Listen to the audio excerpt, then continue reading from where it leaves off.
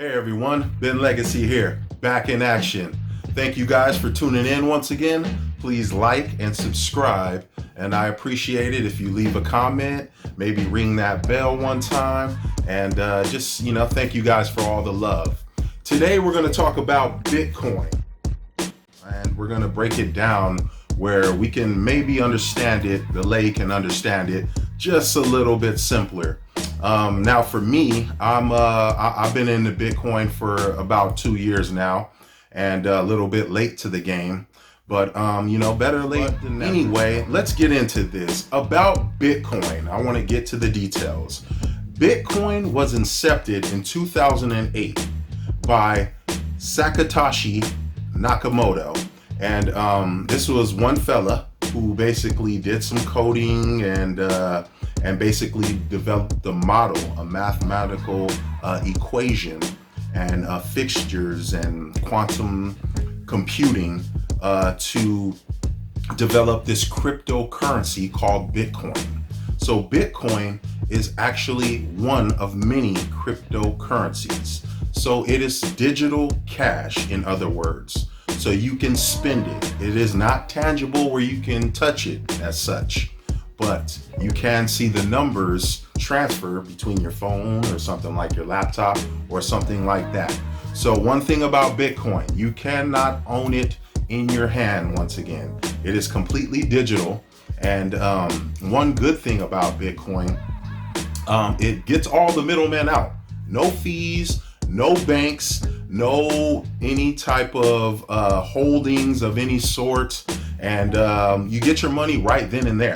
So when someone has a transaction between Bitcoin, they're allowed to do that transaction fairly simple in a matter of time, like that, within seconds, anywhere in the world.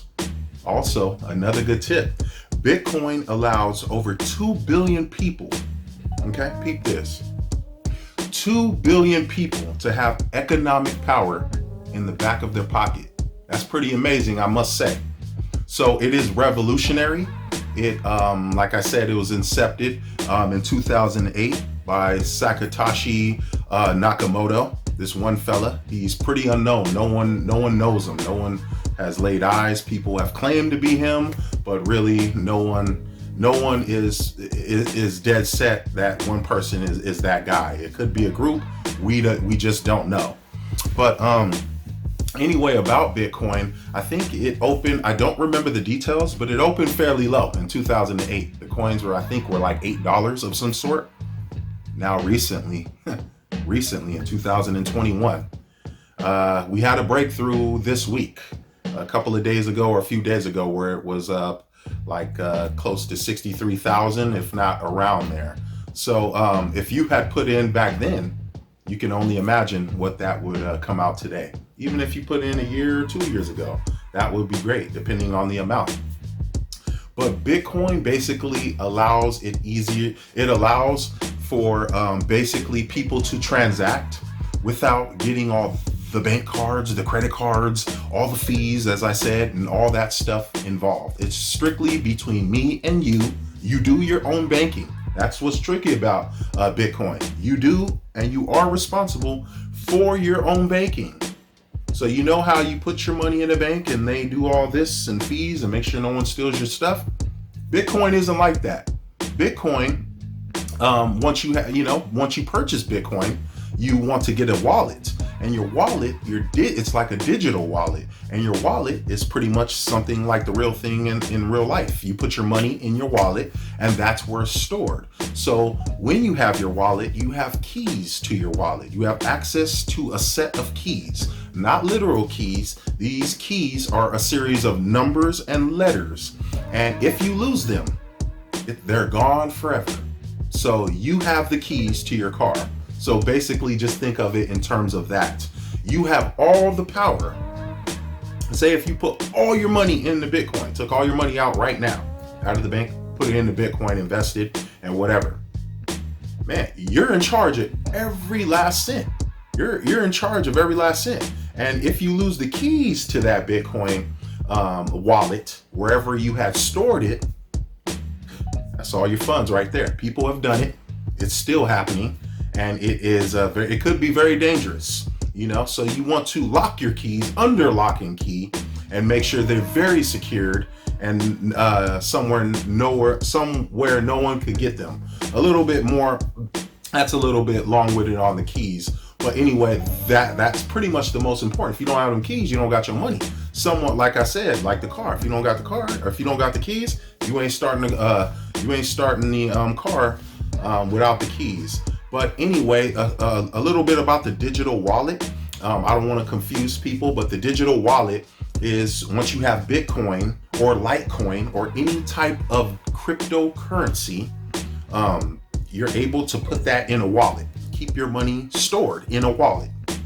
And once you do that, there's wallets, and there's also there's apps like Uphold I heard about, and also there's an app Coinbase that actually I think just went private or public, something like that. They basically went, the IPO happened this week and a couple of days ago, I think, if not yesterday, and some people made some money. So I think I read something about they were evaluated at around 68, and then like tomorrow, yesterday, they were at 101